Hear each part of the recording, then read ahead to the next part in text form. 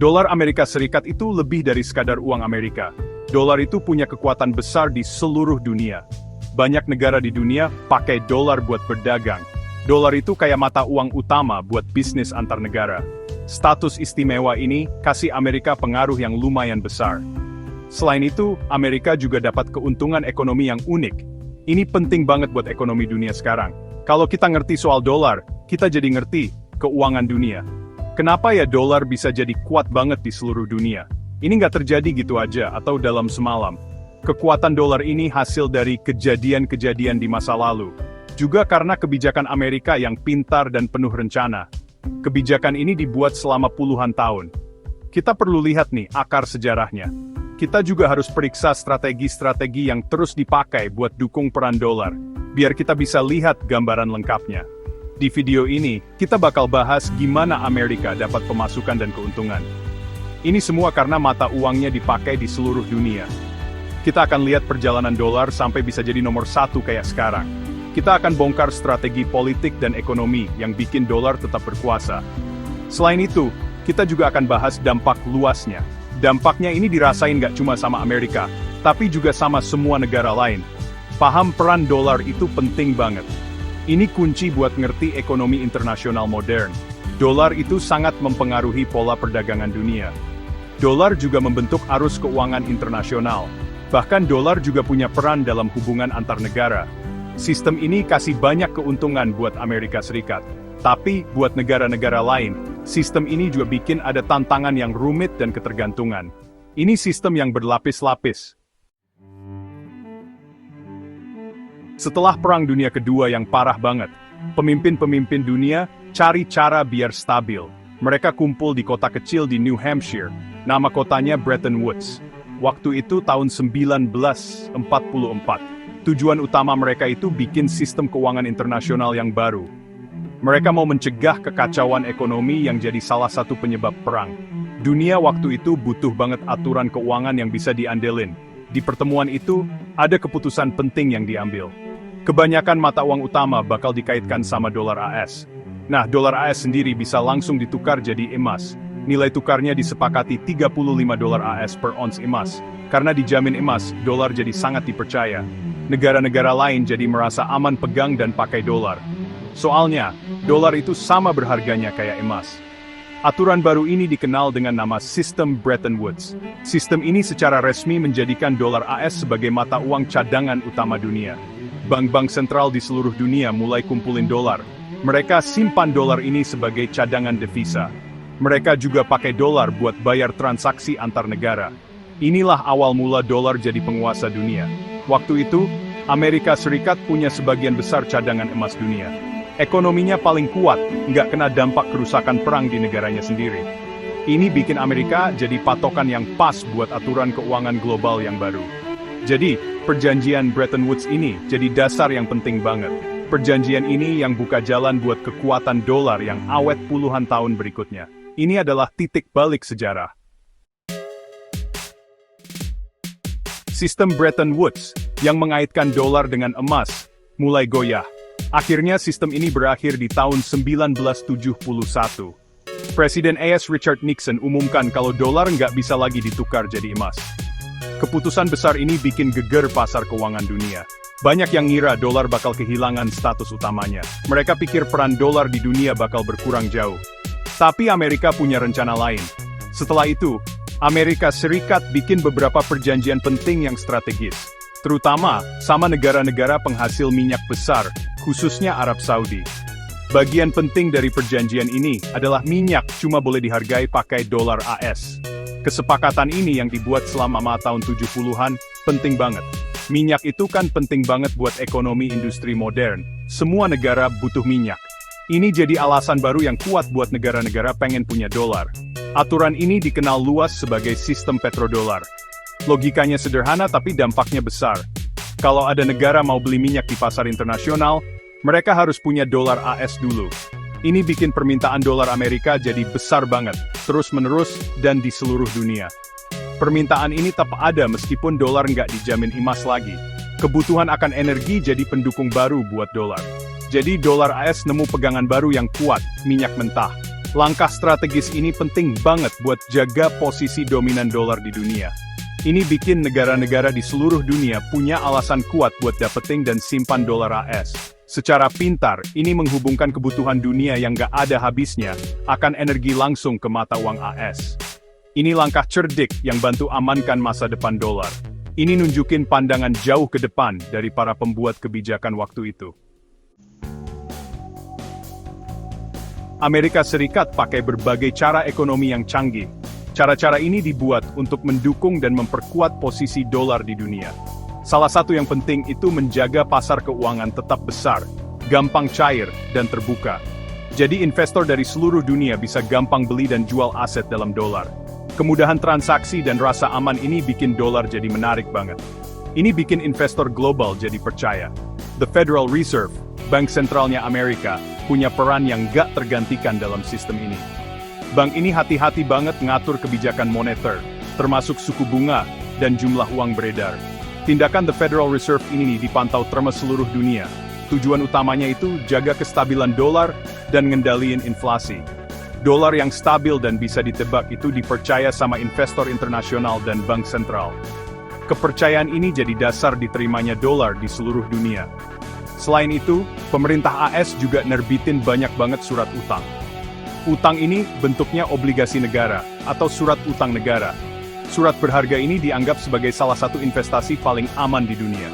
Makanya pemerintah negara lain, lembaga internasional, dan investor swasta beli banyak banget obligasi ini. Buat beli aset aman ini, mereka harus punya dolar AS dulu.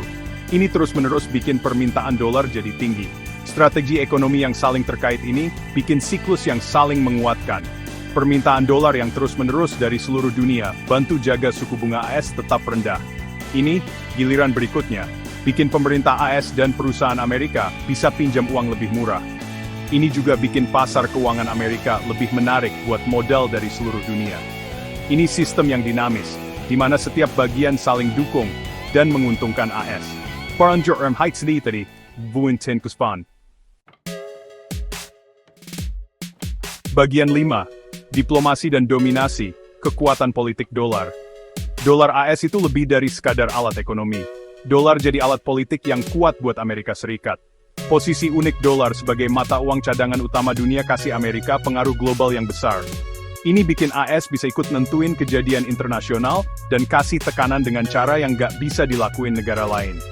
Ini sering disebut sebagai soft power atau kekuatan lunak, tapi efeknya keras banget. Contohnya, Amerika Serikat bisa kasih sanksi keuangan ke negara atau pihak tertentu. AS bisa batasi akses mereka ke sistem keuangan global yang pakai dolar. Ini bisa jadi pukulan berat, bikin mereka susah banget buat dagang internasional atau dapat pinjaman. Ancaman atau penerapan sanksi kayak gini jadi alat yang kuat dalam kebijakan luar negeri AS. Ini jadi pencegah atau hukuman yang kuat.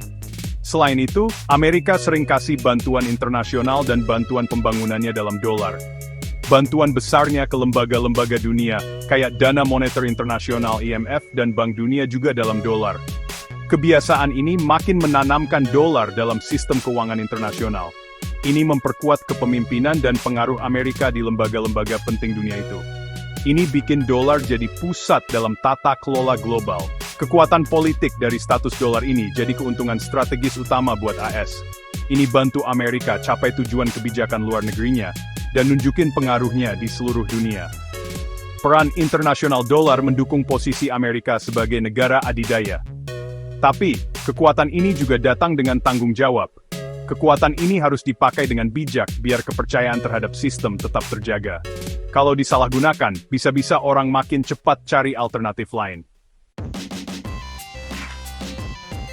Bagian 6. Menuai untung. Gimana penggunaan dolar di dunia menguntungkan ekonomi AS? Gimana sih caranya Amerika Serikat dapat untung dari peran dolar di dunia? Salah satu cara penting itu lewat apa yang disebut ahli ekonomi sebagai seigniorage. Ini intinya keuntungan yang didapat negara dari mencetak uang. Biro percetakan uang AS cuma butuh beberapa sen buat bikin selembar uang $100. Tapi, negara lain harus kasih barang, jasa, atau aset senilai $100 buat dapetin uang itu. Selisihnya ini jadi keuntungan finansial langsung buat AS. Permintaan dolar AS yang terus-menerus dari seluruh dunia juga bantu jaga biaya pinjaman Amerika tetap rendah. Negara asing, perusahaan dan investor butuh dolar buat dagang dan investasi. Banyak yang milih simpan dolar ini dengan cara beli obligasi pemerintah AS. Permintaan yang kuat buat surat utang pemerintah AS ini, artinya Departemen Keuangan AS bisa nerbitin obligasi dengan bunga lebih rendah. Ini bikin pemerintah AS bisa biayain defisit anggarannya lebih murah. Jadi hemat miliaran dolar uang pajak tiap tahun. Perusahaan-perusahaan Amerika juga dapat untung besar. Mereka bisa lakuin sebagian besar perdagangan dan investasi internasionalnya pakai mata uang sendiri. Ini sangat mengurangi risiko rugi karena perubahan nilai tukar mata uang. Kalau perusahaan Amerika beli atau jual ke mitra asing pakai dolar, mereka nggak perlu khawatir soal nilai tukar yang naik turun. Ini bikin perdagangan internasional jadi lebih gampang, lebih murah, dan lebih bisa ditebak buat perusahaan AS. Selain itu, dolar yang umumnya kuat dan stabil, berarti konsumen dan perusahaan Amerika bisa beli barang dan jasa impor lebih murah. Ini naikin daya beli rumah tangga di Amerika. Ini juga nurunin biaya bahan baku buat perusahaan yang pakai komponen impor. Jadi, status internasional dolar ini kasih banyak keuntungan ekonomi langsung maupun nggak langsung. Ini kayak stimulus ekonomi yang nggak kelihatan buat ekonomi AS. Bagian 7, Gema Global. Dampak dolar bagi negara lain.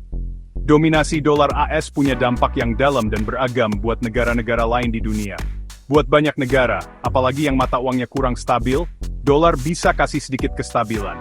Pakai dolar buat perdagangan internasional, dan sebagai mata uang cadangan, bisa bikin transaksi lebih gampang. Dolar itu alat tukar yang diterima di mana-mana, dan lumayan stabil. Ini bisa bikin perdagangan internasional dan arus investasi lebih lancar. Tapi, ketergantungan sama dolar ini juga berarti negara lain jadi gampang banget kena imbas perubahan kebijakan moneter AS. Waktu The Federal Reserve ubah suku bunga atau bikin kebijakan lain, tindakannya ini berimbas ke seluruh dunia. Perubahan kayak gitu bisa bikin arus modal yang nggak diinginkan, atau nilai tukar mata uang di negara lain jadi goyang. Negara-negara ini bisa jadi susah ngatur ekonominya sendiri, gara-gara keputusan yang dibuat di Washington. Mereka nggak punya banyak kendali atas guncangan dari luar ini. Banyak negara berkembang, khususnya, seringkali terpaksa pinjam dalam dolar AS. Ini karena pemberi pinjaman internasional mungkin lebih suka stabilitas dolar. Kalau mata uang lokal negara-negara ini terus melemah lawan dolar, beban utang mereka yang dalam dolar jadi makin berat. Ini bisa bikin masalah pembayaran utang yang parah, bahkan bisa memicu krisis keuangan. Kesalahan awal karena pinjam pakai mata uang asing ini jadi kelemahan besar. Jadi, sistem dolar global ini untung ruginya campur aduk buat negara lain. Sistem ini bisa kasih kemudahan, kelancaran transaksi uang, dan kestabilan dalam urusan internasional. Tapi di saat yang sama, ini juga bikin ketergantungan, kelemahan, dan batasan buat kedaulatan ekonomi mereka. Negara-negara harus hati-hati banget jalanin semua kerumitan ini. Mereka seringkali perlu bikin kebijakan buat ngurangin risiko dari sistem keuangan global yang berpusat di dolar. Ini butuh pengelolaan ekonomi yang hati-hati. Bagian 8, Angin Perubahan, Tantangan Baru buat Kekuasaan Dolar.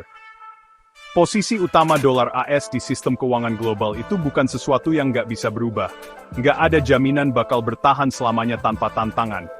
Ada beberapa hal baru dan terus berkembang yang bisa jadi tantangan buat dominasinya yang sudah lama. Salah satu yang kelihatan itu makin banyak negara yang pengen ngurangin ketergantungan sama dolar. Gerakan ini sering disebut dedolarisasi. Negara-negara ini lagi aktif cari cara buat pakai mata uang lain buat dagang dan cadangan. Mata uang utama dunia lainnya pelan-pelan mulai naik daun. Euro, mata uang banyak negara Eropa, sudah lama dianggap bisa jadi saingan. Baru-baru ini, Yuan Cina juga pengen punya peran internasional yang lebih besar. Cina sekarang jadi negara pedagang terbesar di dunia, menurut beberapa ukuran. Wajar aja kalau Beijing pengen mata uangnya mencerminkan kekuatan ekonominya. Mata uang ini, lama-lama, bisa gerogoti pangsa pasar dolar. Munculnya mata uang digital yang cepat juga bawa ketidakpastian baru dan kemungkinan gangguan. Mata uang kripto kayak Bitcoin, meskipun harganya naik turun, bikin orang tertarik sama sistem pembayaran alternatif. Yang mungkin lebih penting lagi, banyak bank sentral lagi coba-coba atau bikin mata uang digital bank sentral, CBDC sendiri. CBDC ini bisa jadi nawarin cara baru yang lebih efisien buat pembayaran antar negara. Dampak jangka panjang dari hal-hal baru ini masih belum kelihatan jelas, tapi bisa jadi besar. Terakhir, kebijakan dalam negeri Amerika sendiri dan kesehatan ekonominya punya peran penting. Defisit anggaran yang besar terus-menerus, utang negara yang makin banyak, atau ekonomi AS yang nggak stabil, bisa bikin kepercayaan dunia sama dolar berkurang. Jaga kepercayaan investor internasional dan negara-negara mitra itu penting banget. Nasib posisi global dolar ke depan bakal ditentukan oleh gabungan rumit dari faktor-faktor internal dan eksternal ini. Perlu waspada buat jaga statusnya. Bagian 9, kesimpulan, kekuatan dolar yang bertahan dan ujian globalnya. Peran dolar AS sebagai mata uang cadangan dan transaksi utama dunia itu jadi dasar ekonomi global modern. Status unik ini kasih banyak keuntungan buat Amerika Serikat. Keuntungannya macam-macam, dari biaya pinjaman pemerintah yang lebih rendah dan untung dari cetak uang, sampai pengaruh politik global yang lebih besar. Ini sangat mendukung kemakmuran ekonomi Amerika dan kemampuannya buat nunjukin kekuatan di panggung internasional. Ini sistem yang dibangun bertahun-tahun. Sistem yang berpusat di dolar ini nggak muncul tiba-tiba. Sistem ini dibuat dengan hati-hati, mulai dari perjanjian Bretton Woods setelah Perang Dunia Kedua. Terus diperkuat lagi sama perjanjian petrodolar yang strategis. Amerika Serikat terus-menerus pakai strategi ekonomi dan politik yang cerdik buat jaga dan pelihara dominasi dolar, termasuk dengan membangun pasar keuangan yang besar dan menjalankan kebijakan moneter yang umumnya stabil. Ini usaha jangka panjang yang berhasil tapi sistem ini bukannya tanpa tantangan dan kerumitan. Buat negara lain, bergantung sama dolar bisa bikin mereka jadi lemah. Mereka jadi gampang kena dampak keputusan kebijakan AS dan naik turunnya nilai dolar. Makanya, makin banyak omongan soal cari alternatif dan gak terlalu bergantung sama dolar. Kondisi keuangan global itu dinamis dan terus berubah, jadi ada ujian-ujian baru buat dolar. Untuk kedepannya, dolar AS kayaknya bakal tetap jadi yang utama. Likuiditasnya yang besar, ukuran ekonomi AS, dan gaknya alternatif lain yang jelas dan cepat, bikin posisinya susah goyah. Tapi, kekuasaan lanjutannya bakal tergantung sama pengelolaan ekonomi AS yang bijak, dan gimana AS nanggepin tren global. Sistem dolar ini aturan global yang rumit. Sistem ini kasih keuntungan besar buat Amerika, tapi juga bawa tanggung jawab besar dan tantangan yang makin banyak di dunia yang terus berubah. Paham keseimbangan ini penting buat semua orang.